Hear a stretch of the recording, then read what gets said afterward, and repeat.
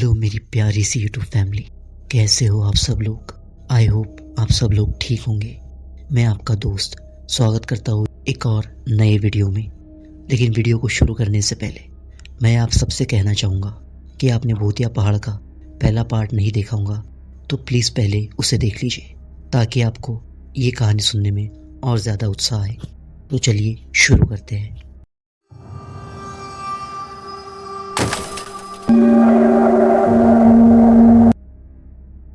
आरव यहाँ उस अंधेरी गुफा में उस दरवाजे के सामने खड़ा हुआ था और नीरज यहाँ जख्मी हालत में नीचे गिरा हुआ था। नीरज हिम्मत करके उठता है और आरव के करीब आ जाता है और आरव जैसे ही उस दरवाजे को खोलने के लिए उसे टच करता है, दरवाज़ा अपने आप खुल जाता है। जैसे ही वो दोनों उस दरवाजे के अंदर जाते हैं, वहाँ काफ़ी अंधेरा था, उन्हें कुछ दिखाई नहीं दे रहा था। उन दोनों की टॉर्च भी बंद पड़ चुकी थी।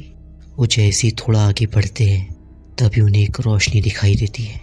जैसे ही उस रोशनी की तरफ जाते हैं तो सामने का नज़ारा देखकर उनकी रूह कांप जाती है, क्योंकि सामने एक बहुत ही भयानक सा जंगल था जो कि इस पहाड़ी पर बना हुआ था। लेकिन वहाँ के पेड़ काफ़ी अजीब थे, मानो ऐसा लग रहा था कि उन पेड़ों पर डालियाँ नहीं, किसी किस्म के सांप लटक रहे हो। और वहाँ से चांद भी पूरा लाल दिख रहा था। तभी उन्हें दूर कुछ अजीब सी लोग दिखे जो कि पूरे काले कपड़ों में थे। दोनों को ही काफ़ी डर लग रहा था, लेकिन दोनों शिखा को लिए बगैर वहाँ से जा भी नहीं सकते थे। जैसे जैसे वो दोनों उस जंगल में बढ़ रहे थे, वहाँ पे ठंड काफ़ी ज़्यादा बढ़ रही थी और वहाँ के पेड़ भी अब हलचल करने लग गए थे। तभी आरव और नीरज को एक पेड़ के पास एक लड़की बैठी हुई नजर आती है। वो दोनों ही उसके करीब जाते हैं। जैसे वो दोनों उस लड़की के करीब जाते हैं, उन दोनों को उस लड़की के रोने की आवाज़ सुनाई देती है। वो लड़की अपना फेस नीचे कर कर रोई जा रही थी। तभी नीरज उस लड़की को आवाज़ देता है, अजी सुनिए, आप रो क्यों रहे हो। लेकिन वो लड़की बस रोई जा रही थी, कुछ बोल नहीं रही थी। लेकिन नीरज हिम्मत करके थोड़ा आगे बढ़ता है और उस लड़की को हाथ लगाता है। जैसे वो लड़की ऊपर देखती है तो नीरज और आरव यहाँ पर चौंक जाते हैं, क्योंकि वो शिखा थी और उसका चेहरा पूरा सफ़ेद हो चुका था और वो बहुत ही डरावनी हंसी हंस रही थी। ऐसा लग रहा था कि शिखा के शरीर को किसी ने वश में कर लिया हो। शिखा की हंसी देखकर आरव और नीरज के पसीने छूट जाते हैं। और तभी अचानक शिखा नीरज की उंगली को काट लेती है और नीरज यहाँ डर के मारे चीखने लगता है। और आरव नीरज को उससे छुड़ाने की कोशिश करता है, लेकिन शिखा उसे छोड़ ही नहीं रही थी और नीरज यहाँ दर्द के मारे चिल्लाए जा रहा था। लेकिन काफ़ी कोशिश करने के बाद अचानक से शिखा के शरीर से एक आत्मा बाहर निकलती है और गायब हो जाती है और शिखा वहाँ पर बेहोश हो जाती है। नीरज की उंगली से काफ़ी खून बह रहा था और यहाँ शिखा बेहोश पड़ी हुई थी। तभी आरव अपने शर्ट का एक कपड़ा फाड़ता है और नीरज की उंगली पर बांध देता है ताकि उसका खून रुक जाए। और आरव यहाँ शिखा को होश में लाने की कोशिश करने लगता है और थोड़ी ही देर बाद शिखा होश में आ जाती है, जो कि अपने आप को इस जगह पाकर बहुत हैरान होती है। तब आरव शिखा को सारी सच्चाई बताता है कि वो यहाँ कैसे आई थी। शिखा अब उन्हें मिल चुकी थी और आरव कहता है, चलो हमें यहाँ से जल्दी निकलना होगा। और जैसे तीनों पीछे मुड़कर देखते हैं तो वो रास्ता ही गायब हो चुका था जहाँ से वो इस जंगल में आए थे। अब तीनों ही काफ़ी डर चुके थे, क्योंकि यहाँ से बाहर जाने का रास्ता था ही नहीं। तीनों के चेहरे पर ही अब डर काफ़ी बढ़ चुका था और तीनों ही रास्ता खोजने की कोशिश करने लग जाते हैं, लेकिन उन्हें रास्ता मिल ही नहीं रहा था। और ऊपर से इस जंगल के अजीब से पेड़ उनका डर और बढ़ा रहे थे, क्योंकि उनकी डालियाँ बहुत तेज़ हवा के साथ हिल रही थी। उस जंगल में माहौल बहुत अजीब हो चुका था।